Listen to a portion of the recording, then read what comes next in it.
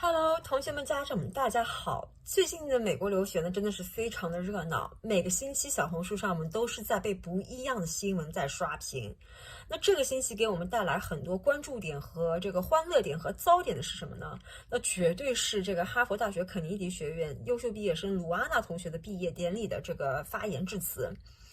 在这里我对他的一个 tag 是优秀毕业生啊，可能很多人会跟我杠啊，说这个他的英文发音不够标准，他的提议很多都是无法落地的，是个空想家，对吧？甚至于很多这一届的网友对他的个人经历进行了深层次的搜索，然后加以网暴，甚至于她的男朋友都没有逃过这一轮这个网友的网暴啊，我觉得实在是太可怜了。我希望所有的同学和所有的网友可以抛开一些个人的成见，我们用公平公正的角度就来看鲁安娜这样的一个人。我觉得我们不可以完全扼杀她一些个人身上的优点，她的闪光点。作为一个国际生，可以站在哈佛大学这样的一个国际舞台上，代表所有的毕业生发言致辞，这是一件人生莫大的荣耀。我相信绝大部分的网友和我，至少琳达老师，我是没有被学校选中作为这个优秀毕业生代表，站在这样的一个讲台上来发言的。甚至于还有很多人很有可能站在这个讲台上面，当你看到全场这么多的观众的时候，很有可能你的心里就已经是晕倒了，对吧？可能你都无法正常的言语了。所以我想说，其实鲁安娜她的这个心理承受能力还是非常强的。这个女生我觉得非常优秀，将来的前途不可限量的。当然，我今天是想说的是，通过鲁安娜她的一些个人的教育路径，我们也可以来探讨一些对于人生的一些可能性。比如说，她最早她是就读的是英国的华威大学，她在华威大学完成了1年学业之后呢，成功的转入到了这个美国杜克大学。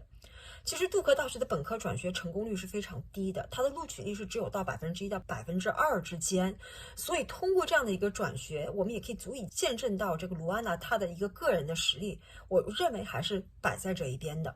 他通过完成了杜克大学的3年本科以后呢，然后又申请上了哈佛肯尼迪政治学院。这个学位是全球未来政治家的摇篮。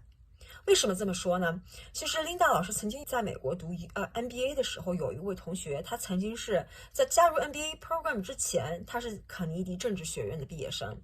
在这个同学身上呢，其实我也看到了跟鲁安娜很多的一些相似点啊，比如说对于这个社会的想法非常的青涩，感觉就是这个同学没有被这个实际的这个社会和生活捶打过，对于这个整个的人生有些不切实际的幻想。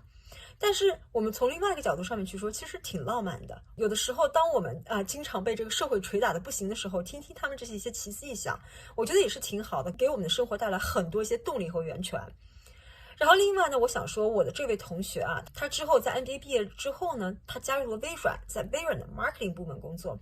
完成了一段时间的这个工作之后呢，他现在已经在参选华州某一个 county 的议员。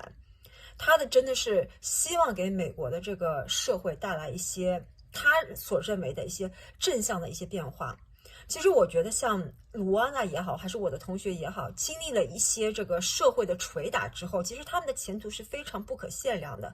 所以可能卢安娜现在是以一个新的 graduate 的身份站在大家面前，大家不断的对她 question challenge， 对吧？有很多不一样的不好的声音在这里，但是我相信假以时日，